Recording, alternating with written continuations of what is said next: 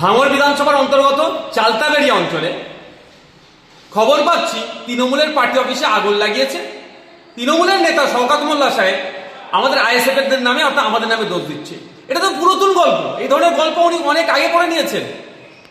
এটা সুপরিকল্পিত আইএসএফ এর ছেলেদেরকে আইএসএফ এর ছেলেদের নামে মিথ্যা মামলা দেওয়ার জন্য। 14 তারিখে আমরা গণতান্ত্রিক প্রক্রিয়ায় শান্তিপূর্ণভাবে ওয়াকফ সংশোধনী আইনের বিরুদ্ধে একটা মিছিল করতে চেয়েছিলাম কলকাতাতে। আসার পথে পুলিশকে দিয়ে আটকেছে এই শওকত মোল্লা সাহেবরা। সেখানে হিংসা করে আমাদের নামে 5টা মামলা হয়েছে। 5টা মামলাতে বিভিন্ন নেতৃত্বদের নামে মামলা দিয়েছে।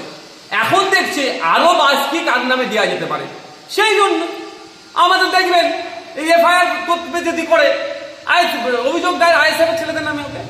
আর যদি সঠিক তদন্ত হয় দেখবেন শওকত মোল্লা এতে জড়িয়ে গেছে।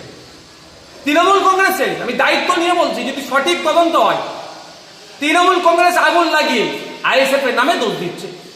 এখন আমাদের ছেলেদেরকে প্রশাসনের লোক পক্ষ থেকে যে সুমোটো করে যে মামলা দিয়েছে একাধিক ছেলের নামে একাধিক নেতৃত্বদের নামে, তা তো আটকে রাখতে পারছে না। এই ধরনের ঘটনা এরা 2-4টে আরো হয়তো ঘটাতে পারে, আইএসএফ এর নামে দোষ দিতে পারে। তবে আমরাও দেখছি পুলিশ নিরপেক্ষ তদন্ত করুক। যে আগুন লেগেছে সত্যি যদি তাকে গ্রেফতার করা হয় দেখবেন, আমি অন ক্যামেরা বলছি, সে তৃণমূলের।